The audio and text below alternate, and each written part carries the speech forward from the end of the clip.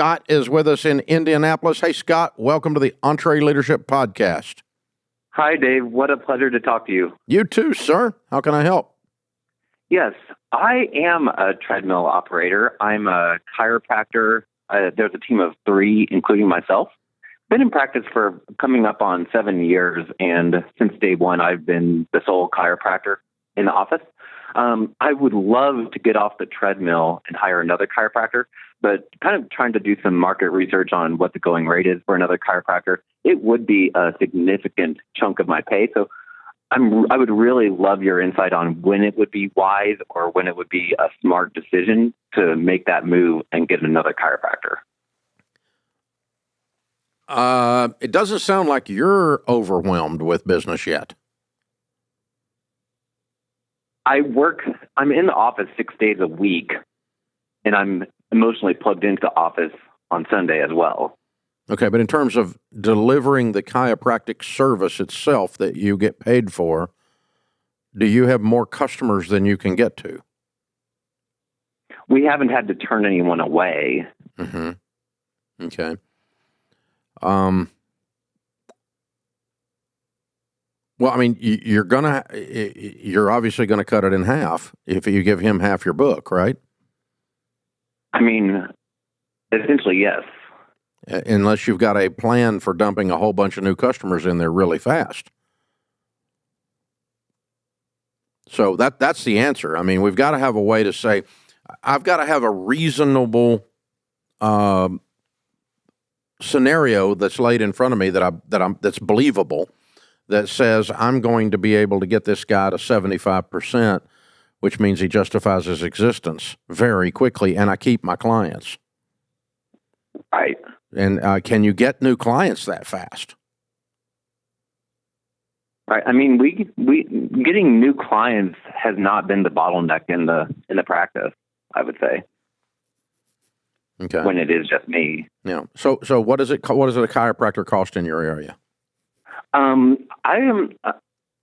I feel like 60,000 is a pretty good rate. But when I was looking on Indeed and looking at posting a job, it said the average rate was about 72 to 77 before taxes and covering malpractice insurance and continuing education. In that world, in the world that you're in, would it be normal to pay him a base and share a big chunk of his productivity with him?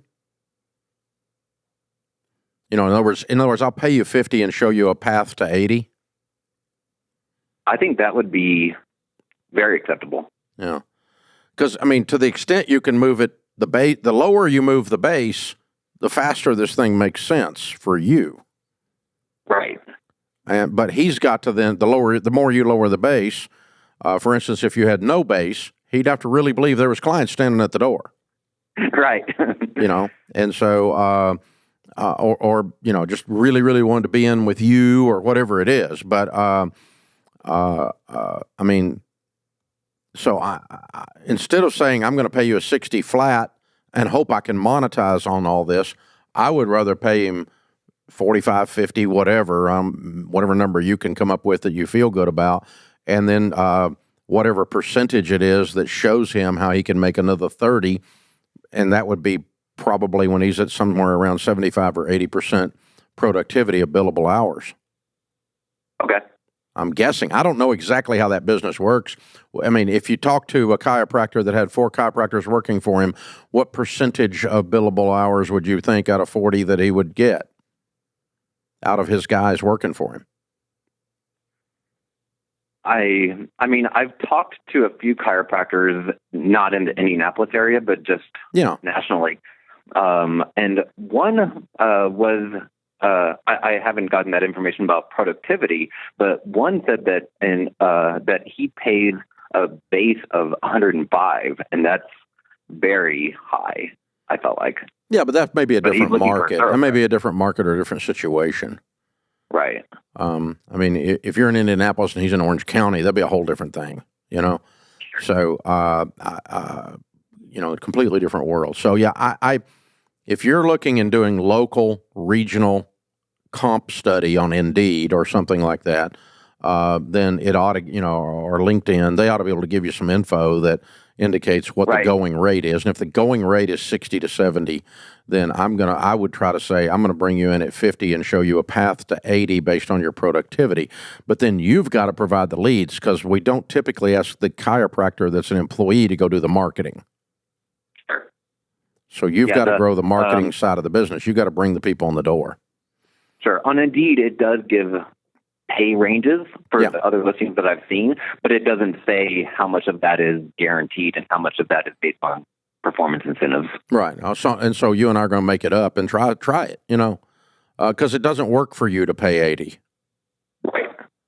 And so the only thing that works for me is 50 and an opportunity to get you to 80.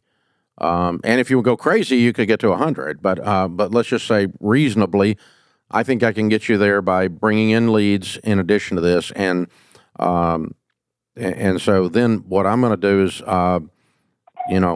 I'm going to give him some of your book, but I'm not giving him much of your book.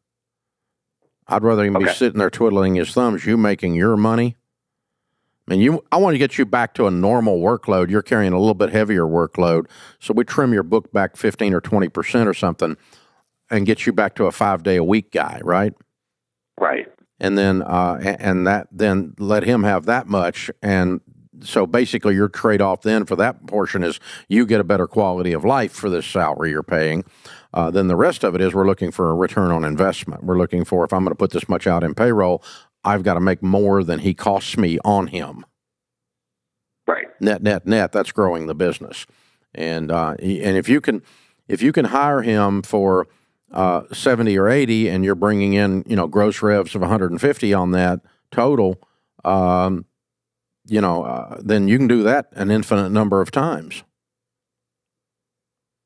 Yeah. I mean, then your bottleneck becomes office space.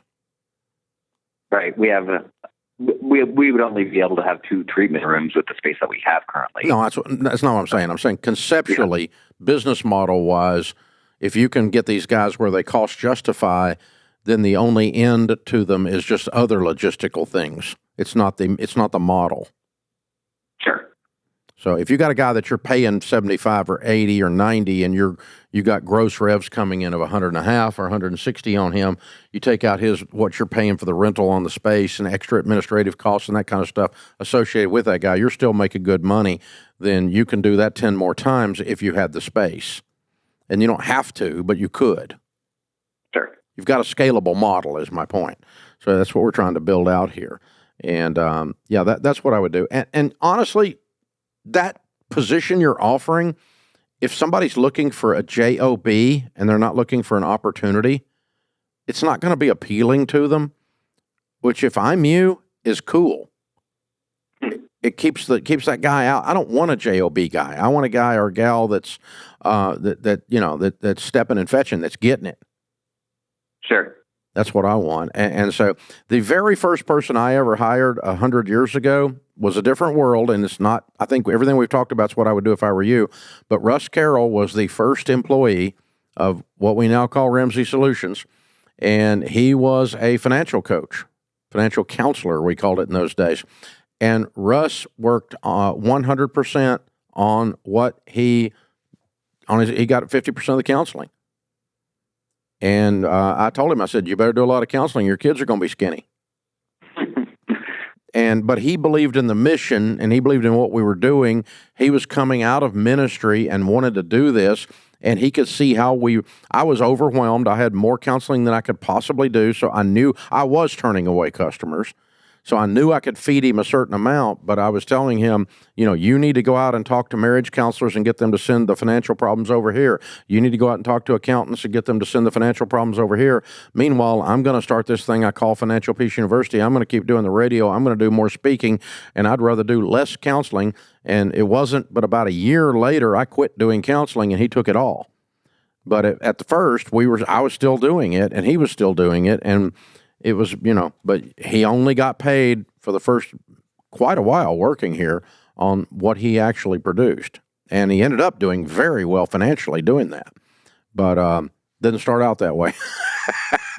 Started out believing in the mission, started out believing in what we were doing. And Russ, good friend to this day, he's retired now. And He believed in what we were doing. He stepped into it. He was not looking for a job. He was looking for an opportunity to make a difference in people's lives.